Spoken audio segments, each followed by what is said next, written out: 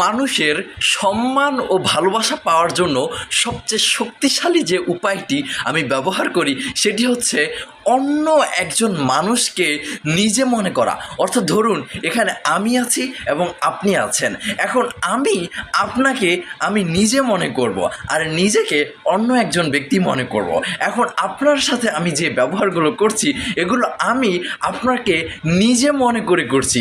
অর্থাৎ আমি মনে করছি আমাকে কেউ এভাবে অ্যাডভাইস দিচ্ছে, আমাকে কেউ উপদেশ দিচ্ছে, নিজের পার্সোনাল যে মাইন্ড বা নিজের পার্সোনাল যে বুদ্ধি বা যে কৌশল নিজে থেকে তৈরি করা হয়েছে সেটা কেউ আমাকে শেয়ার করছে, অন্য কেউ তার পার্সোনাল কৌশল আমাকে শেয়ার করছে। এই জিনিসটা যখন আমি ভাবি, অন্য মানুষকে যখন নিজে মনে করি, অর্থাৎ যখন এখন যে আমি আপনার সাথে যেভাবে কথা বলছি এটা আমি মনে করি অন্য কেউ আমার সাথে কথা বলছে।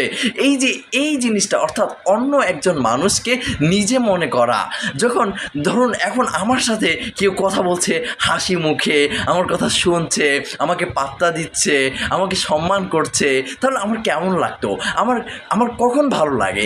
এই জিনিসগুলো যখন আমি ভেবে অন্য মানুষের সাথে সেইভাবে কথা বলি, তখন দেখা যাবে সেই মানুষটা সম্মান পাবে, সেই মানুষের ভালো লাগবে, তখন সেই মানুষটা সেই সম্মান পুনরায় ফিরিয়ে দেবে। এটাকে বলে রেসপেক্ট ম্যাগনেট। অর্থাৎ রেসপেক্ট যখন অন্যকে দেওয়া হয় সেই রেসপেক্ট পুনরায় ফিরে আসে।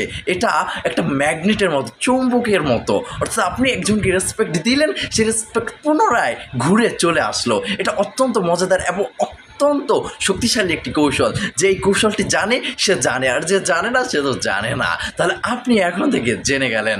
ধন্যবাদ।